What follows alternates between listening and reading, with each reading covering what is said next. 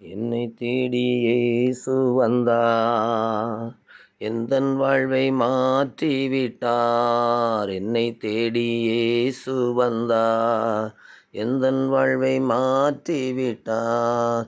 அல்லேலூயா நான் பாடுவேன், ஆடிப்பாடி துதித்திடுவேன்.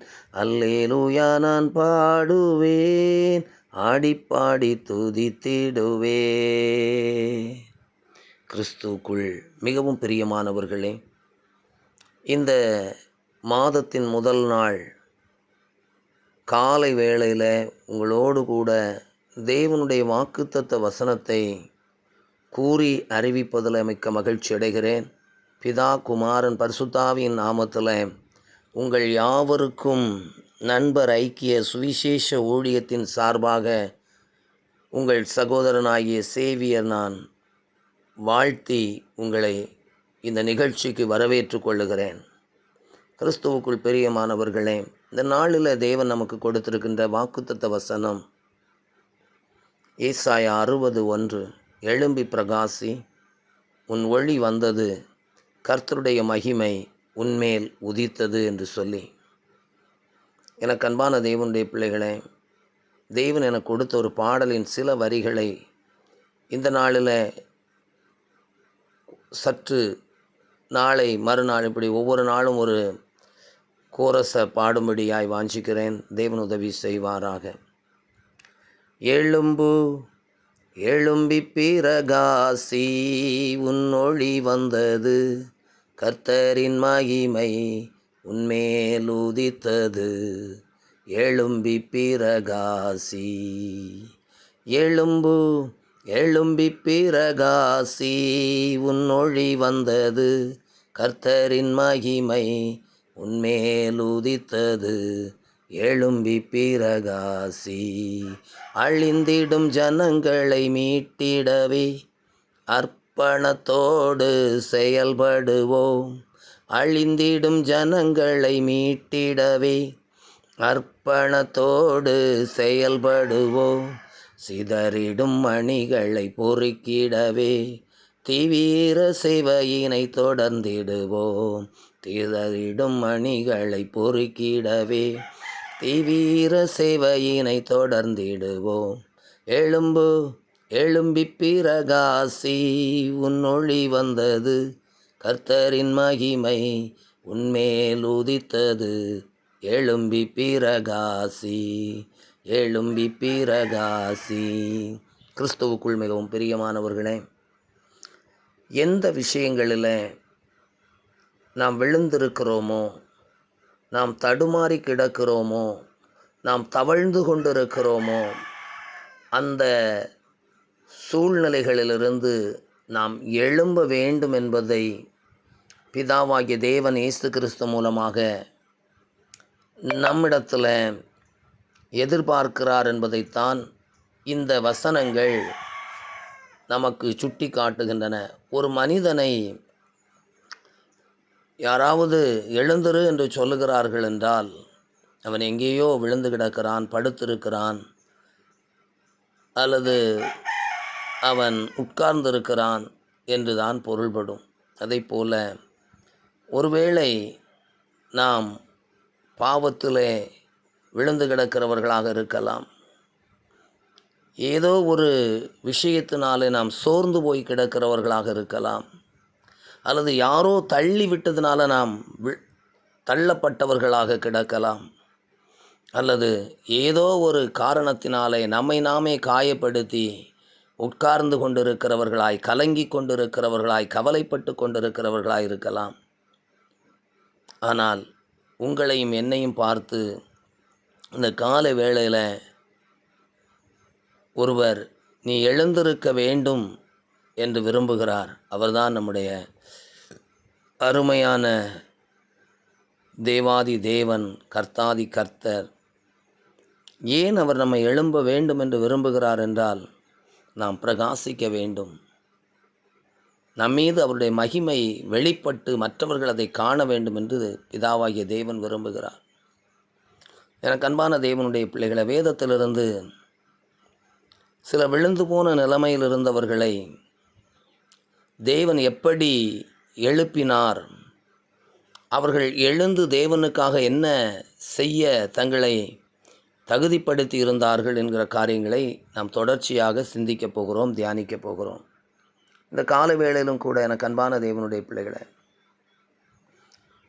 வேதத்தில் யோவான் எழுதின சுவிசேஷம் 5வது அதிகாரத்தின் 2வது வசனம் முதல் நாம் வாசிப்போம் என்று சொன்னால், அங்கே பெதஸ்தா குளத்தண்டையில் இயேசு பிறப்பதற்கு முன்னதாகவே ஒரு மனிதன் தள்ளப்பட்ட நிலைமையில், விழுந்து போன நிலைமையில், புறக்கணிக்கப்பட்ட நிலைமையில், பலனற்ற நிலைமையில், கவனிப்பாரற்ற நிலைமையில், ஆதரவற்றவனாக காணப்பட்ட மனிதனை இயேசுவின்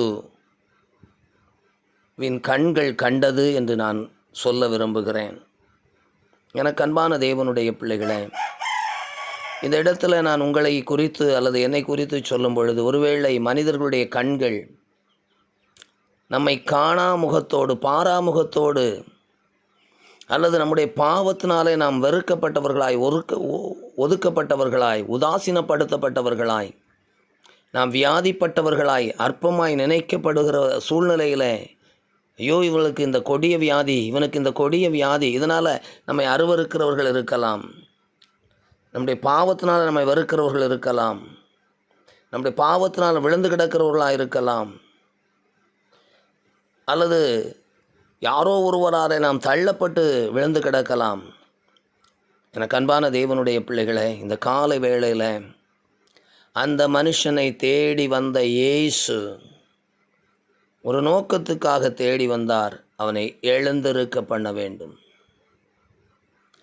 ஒருவேளை நீங்கள் எங்கே விழுந்து கிடக்கிறீர்களோ, எங்கே தள்ளாடி கிடக்கிறீர்களோ, எங்கே சறுக்கி கிடக்கிறீர்களோ, இயேசு உங்களை தேடி வருகிற ஆண்டவர் என்பதை இந்த காலை வேளையில் நான் உங்களுக்கு கூறிக்கொள்ள விரும்புகிறேன். அவர் உங்களை தேடி வருகிற தேவன். அவர் உங்களுடைய தேவைகளை அறிந்தவராய் தேடி வருகிறவர். யார் வெறுத்து விட்டு போனாலும், யார் தங்களுடைய முகத்தை உங்களுக்கு விலக்கி கொண்டு போனாலும், யார் எவ்வளவு நேசித்தவர்கள், எவ்வளவு நன்மை செய்கிற உங்கள் மூலமாய் நன்மை பெற்றவர்கள் உங்களை உதாசீனப்படுத்தி போனாலும், நான் தான் கடைசி வரை உன்னை பார்ப்பேன், கடைசி வரை உன்னை நேசிப்பேன், கடைசி வரை உன்னோட இருப்பேன்னு சொன்னவங்கெல்லாம் பாதியிலேயே போயிருப்பாங்க. நான் தான் துணையன நயந்தூரை சொன்னவர், நாம் துணையன நயந்தூரை சொன்னவர், நட்டாற்றில் விட்டாரையா, எடியேனை நட்டாற்றில் விட்டாரையா, ஆதாரம் நீர்தானையா, எந்தூரையே ஆதாரம் நீர்தானையா. அன்பான தேவனுடைய பிள்ளைகளை, நம்பிக்கை கொடுத்த அநேகர் இன்றைக்கு நம்முடைய நம்பிக்கைக்கே இடமில்லாத தூரத்துக்கு போய்விட்டார்களா? கலங்காதிருங்கள். இந்த மே மாதம் முதல் நாளில் ஆண்டவர் உங்களை பார்த்து சொல்கிறார், கலங்காதிருங்கள்.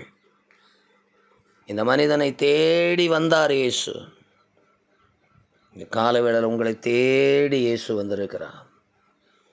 இந்த மனிதன் எங்கே இருந்தான்? அவன் இயேசுவை தேடி ஆலயத்துக்கு போகல, அவன் விடுதலை தேடி எங்கேயுமே போகல. அவனால் முடிஞ்ச வரைக்கும் குளத்தங்கரை போயிட்டான். அவ்வளோதான் அவனால் முடிந்தது. ஒருவேளை நீ பாதி தூரம் ரட்சிப்பை தேடி வந்திருக்கலாம், பாதி பிரயாணப்பட்டு நீ அதுக்கு பிறகு முடியாமல் போயிருக்கலாம், யாரோ ஒருவரை பார்த்து நீ இடறி போயிருக்கலாம், அங்கேயே நீ உன்னுடைய விசுவாச வாழ்க்கை நின்று போனதாக இருக்கலாம். பரவாயில்ல, உன்னை தள்ளி விடாத ஒருவர், உன்னை வெறுத்து விடாத ஒருவர், உனக்கு எதிராக எதையும் செய்யாத ஒருவர் உன்னை தேடி வந்திருக்கிறார். அவர்தான் இயேசு. உன்னை தேடி வந்து உன் அருகில் நிற்கிறார் என்கிறதை நான் உனக்கு சொல்ல விரும்புகிறேன். எதற்காக? உன்னை எழுப்புவதற்காக. தேவ பிள்ளையே, அவர் உன்னை தேடி வருகிறவர் என்பதை மாத்திரம் நீ உன்னுடைய இருதயத்தில் நம்பிக்கொள், விசுவாசி. உன்னை வெறுத்து விட மாட்டார். தாய் வெறுத்தாலும், தகப்பன் வெறுத்தாலும், உற்றார் வெறுத்தாலும், உறவுகள் வெறுத்தாலும், நண்பர்கள் வெறுத்தாலும், நானிலமே வெறுத்தாலும் அவர் வெறுக்க மாட்டார், ஒதுக்க மாட்டார். மாறாக அவர் உன்னை தேடி உன் அருகில் வருகிறவர். அல்லேலூயா. ஜெபிப்போம் தேவ பிள்ளைய ஜெபிப்போம். ரீபாலா ஹந்தர பௌடல ரிஹந்துருபி அங்கல ரிகவத்துருபியால பௌஷலபா. பரிசுத்த ஆவியானவரே, இந்த கால வேளைகளோடு நீர் பேசுகிறதற்காக உமக்கு ஸ்தோத்திரம். இந்த மாதத்தில் ஆண்டவரே, எல்லாரும் தள்ளிவிட்டு, எல்லாரும் ஒருத்து விட்டு, எல்லாரும் பகைத்து விட்டு போனாலும் என்னை தேடி வருகிற ஒருவர் எனக்கு உண்டென்று சொல்லி இந்த வார்த்தையின் மூலமாக என்னுடைய பிள்ளைகளோடு நீ பேசுகிறீரப்பா. யார் யார் இந்த வார்த்தைகளை கேட்கிறார்களோ கர்த்தரவளோடு பேசுவீராக. கர்த்தரவளோடு ஆண்டவரே கிரியை செய்வீராக. அவருடைய ஜீவன் ஆண்டவரே ரட்சிக்கப்படும்படியாய், அவருடைய சரீரங்கள் ஆண்டவரை விடுவிக்கப்படும்படியாய், அவர்கள் எழும்பத்தக்கதாக ஆண்டவர் அருகில் வாரும் ஆண்டவரே, வாரும் ஆண்டவரே. என்ன நாற்றம் எடுத்திருந்தாலும் அந்த இடத்துலையும் வருகிற ஒருவர் உண்டென்றால் நீர் மாத்திரமே ஆண்டவரே. என்ன வேதனைக்குள் இருந்தாலும் அந்த சூழ்நிலைக்குள்ளே வருகிறவர் நீர் மாத்திரமே. என்ன அவமானத்துக்குள் இருந்தாலும் அந்த இடத்துல வருகிறவர் நீர் மாத்திரமே. உம்மை போல யாரும் இல்லை ஆண்டவரே. உம்மை உறுதியாய் பற்றி கொள்கிறதற்கு உடைய பிள்ளைகள் ஒவ்வொருவருக்கும் உதவி செய்யும். அந்த நிலைமையில், விழுந்து போன நிலைமையில், தள்ளப்பட்ட நிலைமையில், பரிகசிக்கப்பட்ட நிலைமையில், உதாசீனப்படுத்தப்பட்ட நிலைமையில் இருக்கிற யார் இந்த வார்த்தைகளை கேட்டாலும் கர்த்தர் அவர்களை நான் உன்னை தேடி வந்திருக்கிறேன் என்று சொல்லுவீராக, வெளிப்படுத்துவீராக. கண்கள் உம்மை காணட்டும் ஆண்டவரே. 38 வருடமாய் யாரையும் காண முடியாமல், யாருடைய உதவியும் செய்பவர்களை பார்க்க முடியாத ஒருவனுக்கு நீர் வந்து நின்றீர் அவன் அருகில். அதே போல பிள்ளைகளுடைய அருகில் நில்லும் ஐயா. வியாதியோடு படுத்திருக்கிறவர்கள், மருத்துவமனைகளில் இருக்கிறவர்கள், ஆண்டவரே சீரியஸாக ஆண்டவரே மனுஷரால் கைவிடப்பட்ட நிலைமையில் இருக்கிறவர்களுக்கு கர்த்தர் இன்றைக்கு தம்மை வெளிப்பட பண்ணும். நான் உனக்கு இருக்கிறேன், நான் உன்னோடு இருக்கிறேன், நான் உன் அருகில் இருக்கிறேன், நான் உன்னை தேடி வந்திருக்கிறேன் என்று சொல்லுவீராகப்பா. பெற்றோர் மறந்து போயிருக்கலாம், பிள்ளையே இல்லைன்னு சொல்லிட்டு போயிருக்கலாம் ஆண்டவரே. ஆனால் நீங்கள் அப்படி இல்லை. என் மகனே, என் மகளே என்று அழைக்கிற ஒரு நல்ல தேவன். இந்த கரத்தில் ஒப்பு கொடுத்து ஜெபிக்கிறேன். ஆசீர்வதியும் இயேசுவின் நாமத்தில் ஜெபம் கேளும் நல்ல பிதாவே, ஆமென். என் ஆத்துமாவே கர்த்தரை ஸ்தோத்திரி, என் முழு உள்ளமையுடைய பரிசுத்த நாமத்தை ஸ்தோத்திரி. என் ஆத்துமாவே கர்த்தரை ஸ்தோத்திரி, கர்த்தர் செய்த சகல உபகாரங்களை மறவாதே, ஆமென். கிறிஸ்துவுக்குள் பிரியமானவர்களே, இந்த வார்த்தைகள், இந்த ஜெபம் உங்களுடைய வாழ்க்கையில் ஒரு பெரிய மாற்றத்தை கொண்டு வரும் என்று நம்புகிறேன்.